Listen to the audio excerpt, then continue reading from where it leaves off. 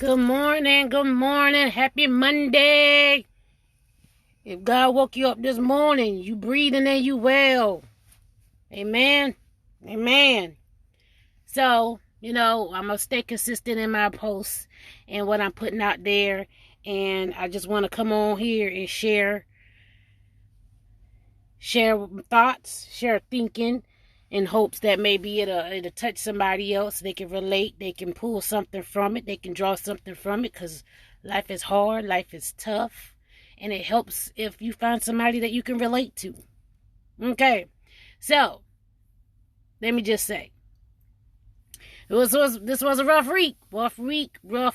If you remember last week, I came on and talked about my kidnapping and carjacking that happened 18 years ago this month, and how I connected with one of the other victims who doesn't live in I don't live in South Carolina anymore. Oh, little dog, will you? Oh, boy, you better find a home. Sorry, I'm easily distracted. I'm working on that. Okay, so anywho, I say a rough week because Monday, it was what it was, and I was vulnerable in the moment that I needed to be vulnerable. It was cleansing. It helped. As I further pushed through the week, I knew that it was a week full of some stuff going on. Kelsey had to get a procedure done, and when she got that procedure done, Kelsey got admitted into the hospital. She's all good, but we weren't planning to stay overnight in the hospital. So that just threw all kind of things out, because, as I mentioned before, I'm very structured. I like to have stuff planned out, in my head, if not written down. It helps me stay consistent, very structured. So it threw a loop in my plans when it's like, no, we're not releasing Kelsey. She's staying overnight. Wait, what? Okay, so had to regroup, get some things done, had to do some stuff, which further led to my frustration. Here in Texas, the weather's unpredictable. Yes, it is toward the latter part of April, and it should be springtime, but it was cold and rainy, and we had situations with the dog that I had to rush home. And keep in mind, the hospital is about 20 minutes away, so I'm back and forth trying to get stuff done with the boys. Stackhouse working. His pick up and leave the job is not as flexible as mine. So anywho, it led to a lot of frustration, a lot of triggers that got triggered in me, and I just found myself just in a space where I was just trying to still figure out what makes me tick. And I'm always talking about self-love. I tag it every day. Self-love is the best love. Know your worth. It's easier said than done, because I found myself in a mental space where I was kind of like, what's going on with me? Why am I triggered? Why am I feeling the way that I'm feeling? And I had to take some time Friday and really put a handle on it. So fast forward to Saturday, I had to have a dental procedure done. And meanwhile, let's say Thursday, Friday, I'm triggered. I'm in a mood.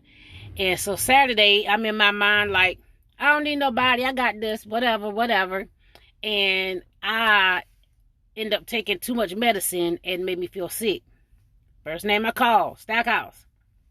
And even though me and Stackhouse had some words, and we were kind of distancing ourselves because he knew that I needed a moment, he never failed. He hopped right into action and did everything and didn't leave my side for the rest of Saturday. Needless to say, I'm still a little bit sore, because when I got that dental work done, it kind of, it whipped me. Yeah, it got the better of me. But Stackhouse stayed by my side and didn't leave. He pretty much planted himself right there and kind of just watched me. I'm going to watch you the rest of the night, because clearly you ain't got a good handle on what you need for yourself. So I say all of that to say this, that in my mind, I'm thinking, I got this handled. I know how to practice self-care and self-love, and I'm triggered, but I'm still going to take care of me. That's not always the case. That's not always the situation. And so sometimes you have to take a step back and look through a different lens and realize that self-love and self-care, it's a journey. There's going to be highs, there's going to be lows. Just like I posted today, it's going to be twists and turns while you try to figure out who you are and what you are and what it takes and what things that have been triggered from your childhood, from adulthood, from relationships, non-relationships, and things of that nature. You got to just take some time, and it's patient, and you got to learn to be patient with yourself, and be able to take a step back when you need to about what it is that's triggering you, what it is that's bothering you, what it is that's messing with your mental. Because if your head not right, nothing else is gonna fall into place. At least that's just my opinion. Like I said, give my disclaimer. I'm no expert. I'm just a girl that been through some shit. So I say all of that to say this, and then I want to also share that I've been doing this physical fitness journey for almost a year, and I'm happy to say, keep in mind, let me say, for people that work out all the time, this might not be no big thing for you, but this is my triumph. This is my victory, so I'm going to share it, okay? Your girl did a less than a 10-minute mile. I cleared a mile in 9 minutes and 40 seconds today. Boom. We're talking about somebody that took over 20 minutes to do a mile. Back in my younger days. Back in my heavier weight days. So I cleared a mile in 9 minutes and 40 seconds, and I cleared a mile and a half in 14 minutes and 60 seconds. No, 14 minutes and 14 and a half minutes, somewhere along those lines. I wrote it down in my phone. But anywho, super proud of myself. Super happy with it. And then I cleared 17 miles on the bicycle. No, is it 17? No, 15 miles. Stackhouse got me doing 15 miles on the bicycle in 38 minutes. Yeah, so I'm progressing, you know. I ain't got buns of steel. Hell, I ain't trying to get buns of steel. I'm just trying to, you know, make it do what it do, whatever that is. So, super proud of myself. That's why I put in my title, patience and consistency is key. You got to be patient with yourself. You got to be consistent, because if you're not consistent, nothing will change. You know, you'll find a reason not to. And so I actually changed my regimen, and I'm back. I used to get up at 5, and then I stopped getting up at 5. Now I'm back up at 5. Getting into the gym, and it's super refreshing to know that by the time you get to 7, keep in mind this is Central Time, by the time you get to 7 in the morning, 7:30, I've done my workout, I've achieved one of my goals for the day, and I can start the rest of my day feeling like I've already accomplished some things, and we hadn't even gotten to the work, to the job work, the work that pays the bills.